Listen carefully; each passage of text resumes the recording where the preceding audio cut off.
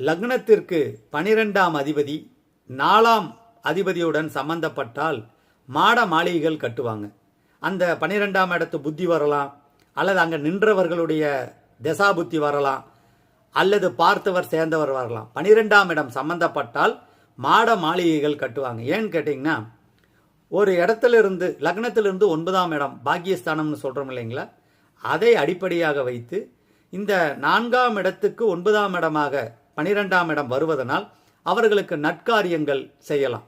இந்த நற்காரியங்கள் எதை பொறுத்து செய்யலாம்னா, அந்த 4ஆம் இடம் மண் மனை வாகனம் நல்ல சுப நிகழ்ச்சிகளை செய்வதற்கு உறுதியாக இருக்கிறது, செய்யலாம், தவறொன்றும் கிடையாது.